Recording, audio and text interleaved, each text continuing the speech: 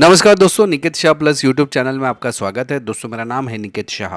दोस्तों पिछले लेक्चर में आपने देखा था कि मैंने सोर्स कनेक्शन और सिंक कनेक्शन पीएलसी में कैसे किया जाता है एसएस वाले पॉइंट पे एकदम डिटेल में बताया था।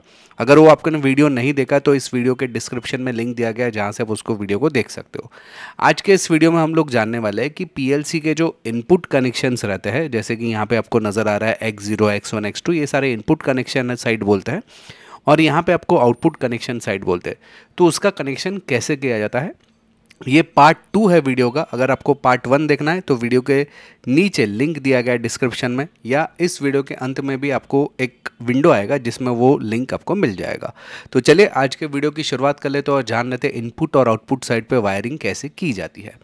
सबसे पहले तो मैं बात करूं कि जैसे हम लोग ने पावर सप्लाई लिया था, पावर सप्लाई को फेज, न्यूट्रल और अर्थ का कनेक्शन लगा के हम लोग ने पीएलसी के साथ में उसको अटैच कर दिया था। तो पीएलसी में जब भी मैं सोर्स साइड का कनेक्शन करता हूँ, सोर्स साइड याद रखना है, सोर्स साइड, तो सोर्स साइड में होता क्या है कि 0 वोल्ट का जो कनेक्शन रहता है, यानी कि समझो ये डीसी सप्लाई पे मेरा चलने वाला पीएलसी है और एसएस साइड पे मैं सोर्स का 0 वोल्ट वाला कनेक्शन देता हूँ। और यहाँ पे जो समझो इनपुट को कंट्रोल करने के लिए मैंने 2 स्विचेस ली गई है जो कि एन और एन सी स्विचेस है। इस एन और एन सी स्विचेस में मैं 24 वोल्ट का सप्लाई देता हूँ, ठीक है, जैसे डायग्राम में आपको बताया गया। और समझो दूसरी स्विच को भी मैं उसी 24 वोल्ट की सप्लाई दे देता हूँ और इन दोनों ही स्विचेस को मैं कंट्रोल करता हूँ एक लाइन के ज़रिए, आप देख सकते हैं, जो कि X0 और X1 पे लगा हुआ है। इस टाइप के कनेक्शन को हम बोलते हैं सोर्स टाइप कनेक्शन। क्लियर है? सोर्स टाइप कनेक्शन सिंपल है। देखो वापस एक बार थोड़ा सा फटाफट से रिपीट कर लेता हूँ। जो कि मेरा सप्लाई है, पावर सप्लाई है, उसमें से 24 वोल्ट का जो 0 वाला सप्लाई है वो मैंने एसएस पे दे दिया और X0 X1 से मैंने दोनों कंपोनेंट, जो मेरा NONC कंट्रोल कंपोनेंट से इनपुट कंपोनेंट है, उसको मैंने इस तरीके से कनेक्शन कर दिया। इन दोनों ही कंपोनेंट को मैं पावर सप्लाई यानी कि 24 वोल्ट का जो सप्लाई देता हूँ वो अलग से दिया जाता हूँ। पहले मैंने पहले वाले स्विच को दिया है और उसी से लूप लगा के मैंने दूसरे वाले स्विच को मैंने कनेक्शन दे दिया है। तो इस टाइप के कनेक्शन को बोलते हैं इनपुट साइड कनेक्शन या सोर्स साइड कनेक्शन। ठीक है, क्लियर है? इनपुट अभी और समझो और एक कंपोनेंट में लगाता हूँ तो उसको भी सप्लाई में यहाँ से लूप में ले लूँगा और उसका जो दूसरा हिस्सा है वो मैंने यहाँ पे लगा दूंगा। क्लियर है? एक टाइप का ये सारे ग्राउंड हो जाएंगे। पॉजिटिव लाइन आपका यहाँ से मिलेगा, ग्राउंड यानी कि नेगेटिव साइड आपको यहाँ पे कनेक्ट करनी रहेगी। तो ये सारे इनपुट साइड के कनेक्शन हो गए। अभी बात करते हैं आउटपुट साइड में।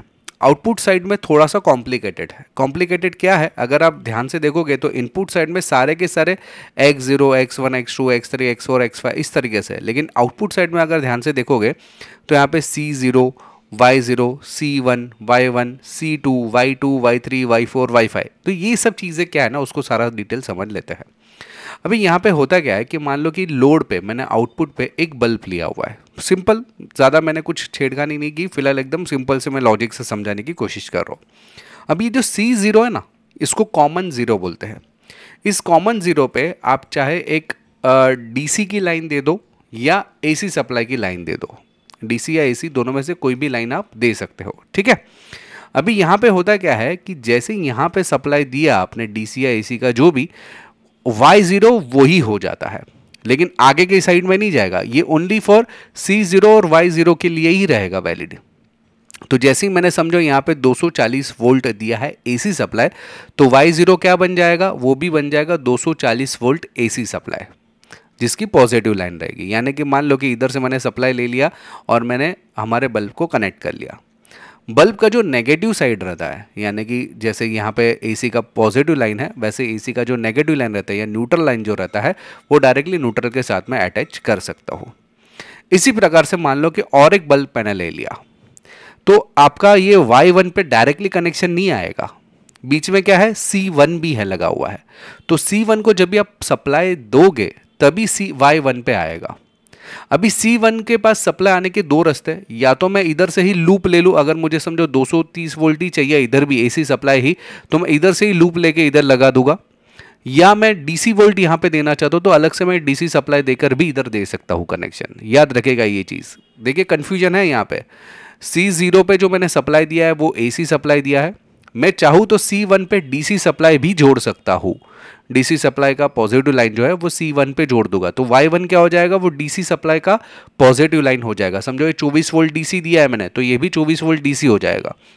अगर मैं मान लो कि यहाँ से 230 वोल्ट लूप में ले लेता हूँ, जैसे कि यहाँ पे आपको डायग्राम में नजर आ रहा है, ये देखिए मैंने लूप में ले लिया है, C0 से C1 मैंने लूप लगा दिया है, तो ये भी क्या हो गया, 230 वोल्ट AC सप्लाई हो जाएगा Y1।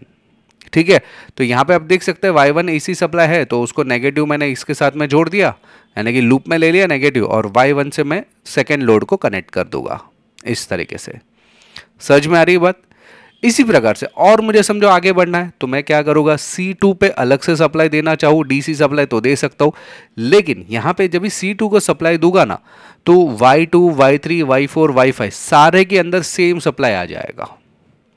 जैसे ये C0 और Y0 एक है, C1 Y1 एक है, वैसे ही C2 के अंदर Y2, Y3, Y4, Y5 सभी एक कनेक्शन में आ जाता है। आगे मैं बताऊंगा आपको और डिटेल में, फिलहाल आपको ये समझ में मैंने कैसे लगा दिया। लेकिन क्या होता है ना, ये डायरेक्टली नहीं लगता है, लोड को डायरेक्टली कनेक्ट नहीं किया जाता है। पीएलसी के साथ में एक रिले लॉजिक बोर्ड को लगाया जाता है, उसके बाद में कोई भी लोड को कनेक्ट करवा दिया जाता है। तो अभी बात यह है कि रिले लॉजिक बोर्ड को कनेक्शन आप कैसे करोगे आउटपुट साइड से। चलिए ये भी डिटेल में देख लेते हैं। डिटेल में देखने से पहले जानकारी के लिए बता दूं, हम लोग ने ऑनलाइन में बहुत सारे कोर्सेज चालू कर दिए। खास करके हमारे पास इंडस्ट्रियल ऑटोमेशन जैसा कोर्स है, जिसमें RLC, PLC, फिर ऑटोकैड, इलेक्ट्रिकल, ऐसे बहुत सारी चीज़ें सिखाते हैं। इसके अलावा इलेक्ट्रिकल में हमारे पास बहुत सारे कोर्सेज है, सोलर पावर है, मोटर रिवाइंडिंग है, इलेक्ट्रीशियन है, इलेक्ट्रॉनिक्स है। इलेक्ट्रॉनिक्स में भी हमारे पास चीप लेवल रिपेयरिंग पूरा है। इसके अलावा रोबोटिक्स के हमारे पास कोर्सेज है, माइक्रो कंट्रोलर बेस्ड नेटवर्किंग के कोर्सेज है, बहुत सारे कोर्सेज तो और भी हम लोग चालू कर रहे हैं। प्रोग्रामिंग के भी कोर्सेज है हमारे पास, वीडियो एडिटिंग, साउंड एडिटिंग जैसे कोर्सेज है, 2D एनिमेशन के कोर्सेज है, 60+ हमारे पास कोर्सेस है। अगर आपको कोर्सेज करना है ना, तो हमारा एप्लीकेशन है प्लस पॉइंट ट्रेनिंग नाम का, ये आपको गूगल प्ले स्टोर पे मिल जाएगा। अधिक जानकारी के लिए मेरा व्हाट्सअप नंबर है, इस पर मुझे केवल हाई का मैसेज डाल दे, तो मैं सारी जानकारी आपको व्हाट्सअप के माध्यम से भिजवा दूंगा। तो चलिए अभी देख लेते हैं कि रिले लॉजिक कार्ड से हम लोग इसका कनेक्शन कैसे करें। तो ये हमारा रिले लॉजिक कार्ड है। रिले कार्ड के अंदर अगर इस साइड की बात करें, ये जो है कंट्रोल साइड बोलते हैं हम लोग इसको, कंट्रोल साइड में +1, -1, +2, -2, +3, -3 इस तरीके से लिखा हुआ रहता है। ठीक है, तो जैसे मैंने आपको बताया था कि C0 के अंदर या तो AC या तो DC कोई भी सप्लाई आप ले लो।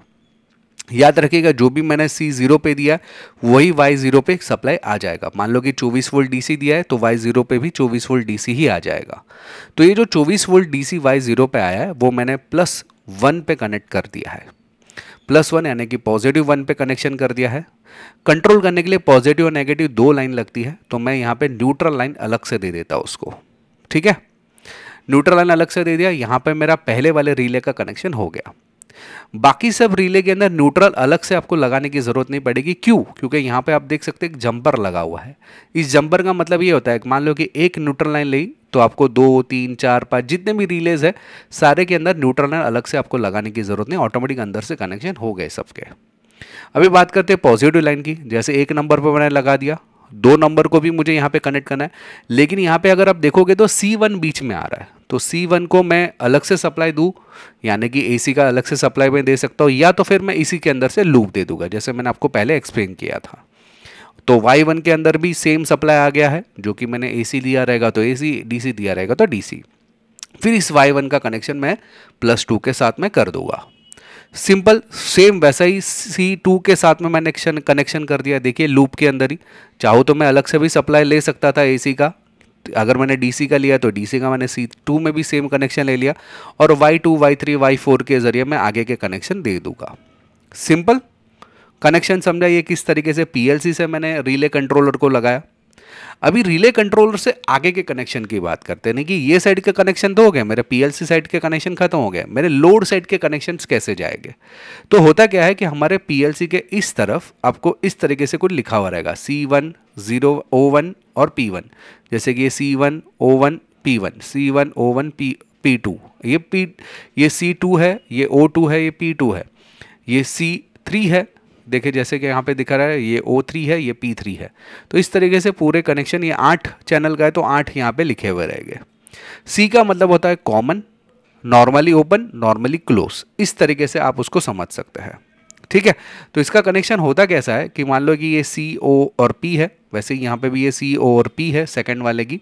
अगर मैं इससे कोई भी कंपोनेंट को कनेक्ट करना चाहता हूँ, जैसे कि मान लो यहाँ पे बल्ब का ही एग्जांपल लेता हूँ, तो इस साइड में भी जैसे मैंने पीएलसी में बताया था सी जीरो और वो वाई जीरो को एडजस्ट करता है, सेम ऐसा ही सी के ऊपर मैंने एक पॉजिटिव लाइन ले ली। मान लो कि एसी सप्लाई दिया हुआ है, तो वही एसी सप्लाई मेरा पी पे भी आ जाएगा, ओ पे भी आ जाएगा।